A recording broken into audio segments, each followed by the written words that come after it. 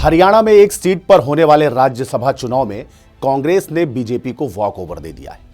दरअसल यह सीट कांग्रेस कोटे से ही रिक्त हुई थी। ऐसे में हरियाणा के सियासी गलियारों में इसको लेकर सवाल उठने लगा है। आज हम इसी पर चर्चा करेंगे और आप देख रहे हैं विस्तार न्यूज। मैं हूं आपके साथ अंचल शुक्ला। आखिर कांग्रेस ने दीपेंद्र हुड्डा की रिक्त सीट पर उम्मीदवार क्यों नहीं उतारा? यह सवाल अब सियासी गलियारों में उठने लगा है। 2019 लोकसभा चुनाव के बाद दीपेंद्र हुड्डा 2020 में राज्यसभा के जरिए सदन पहुंच गए, लेकिन जब 2024 में फिर से चुनाव की घोषणा हुई तो वो दीपेंद्र रोहतक सीट से मैदान में उतर गए। दीपेंद्र को लोकसभा का टिकट देने पर भी सवाल उठा था, लेकिन कांग्रेस के संगठन महासचिव ने यह कहकर बचाव किया कि पार्टी की कोशिश लोकसभा की ज्यादा से ज्यादा सीटें जीतने की। 2024 के लोकसभा चुनाव में दीपेंद्र ने बीजेपी के अरविंद शर्मा को लगभग 3.5 लाख वोटों के अंतर से हराया। लोकसभा सांसद चुने जाने के बाद दीपेंद्र ने राज्यसभा से इस्तीफा दे दिया, जिसके बाद इस सीट पर चुनाव की अधिसूचना जारी हुई। वहीं अब पार्टी ने इस उपचुनाव में उम्मीदवार न उतारने का फैसला किया है।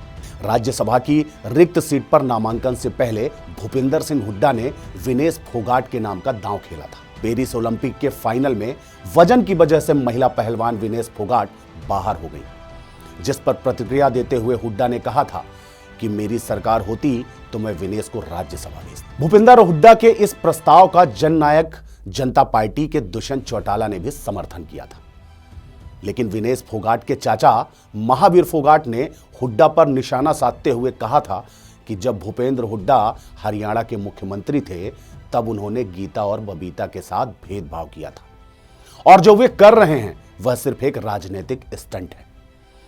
दूसरी तरफ बीजेपी की बात करें तो राज्यसभा की रिक्त सीट पर पार्टी ने कद्दावर नेता बंसीलाल की बहू किरण चौधरी को उम्मीदवार बनाया है। किरण कांग्रेस से इस्तीफा देकर हाल ही में बीजेपी में शामिल हुई थी। किरण भिवानी महेंद्रगढ़ की तोसम सीट से विधायक भी थी। किरण चौधरी हरियाणा की हुड्डा सरकार में मंत्री रह चुकी हैं। उनकी बेटी श्रुति ने 2009 में हरियाणा के भिवानी महेंद्रगढ़ सीट से जीत हासिल की थी। एक ही नामांकन दाखिल होने की स्थिति में अब किरण का राज्यसभा जाना तय माना जा रहा है। लेकिन कांग्रेस के उम्मीदवार न उतारने का फैसला जेजेपी के विधायक दुष्यंत चौटाला को रास नहीं आ रहा है।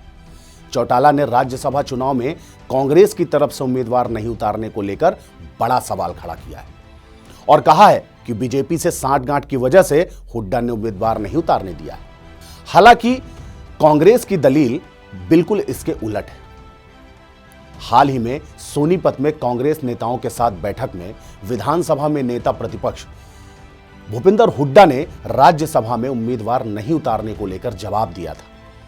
हुड्डा का कहना था कि हमारे पास बहुमत नहीं है और हम अगर उम्मीदवार उतारते हैं तो हरियाणा में हॉर्स ट्रेडिंग का खेल शुरू होगा।